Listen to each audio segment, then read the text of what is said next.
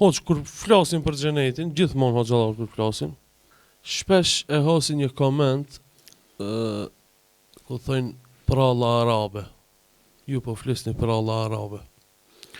Xheneti, xhenemi, hadithet, ajetet Kuranit, ju doket atyre prall arabe. Çfarë kisha thënë Po për kjo është tash kjo mungesë e diturisë apo mungesë e njohurisë në histori. Kjo themi që 1400 vjet ka qenë te arabët. Po. Dhe nga profeti i fundit ka ardhur si arab. Mirë, po kjo ka qenë para ty. Pra ne shumë që Evropa e beson këtë. Edhe para se marrë i dërguari sallallahu alaihi wasallam. Ka qenë ky besim që ka xhenet xhenem. Prandaj çështja e kësaj është shumë më e madhe se sa themi pralla arabe. Këto janë çështje që Allahu i ka dërgu, i ka zbrit. Pra janë gjëra të cilat dikujt i duken pralla, por në anën tjetër janë gjëra të cilat do ta shpëtojnë njeriu.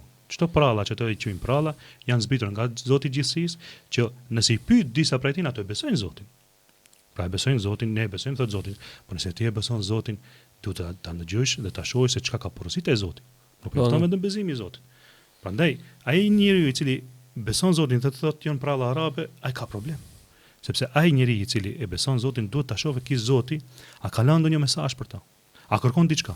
Pra pasi është Zot, Zoti ka jep urdhra, jep ndalesa, jep veprim e kështu me radhë. Prandaj këto janë fjalë boshe, janë niveli i njerëzve më të ulët.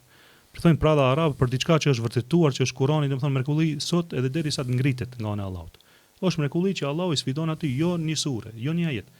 Vetëm një ajet domethënë, jo një kapitull komplet, një ajet në ta bin sikur se Kurani i ka sfiduar me njerëz me xhin. S'ka mundsi.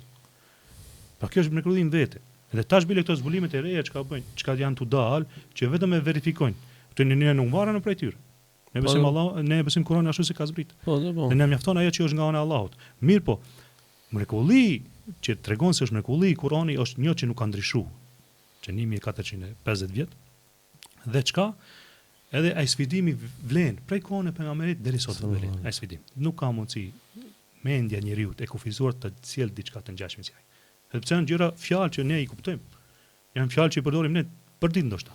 Mirë po, radhitjen dhe ashtu si ka pru Allahu subhanahu nuk ka mundësi askush ta bën, se është sfidim nga ana e Allahut. Dhe Allahu e ka mbrojtur Kur'anin për ndryshim nga librat e mëhershëm që nuk ka qenë të mbrojtur sikurse është i mbrojtur Kur'ani. Prandaj këto janë fjalë boshe, janë fjalë që njerëzve të ulët. Pasi që të vdesin, do t'i bëjmë pishman këto që thënë pralla arabe. Nëse vdesin me çasi bindje. Po, nëse vdesin. Allah ju udhëzoft, Allah ju mundësoft që ta kuptojnë se realitetin e fesë.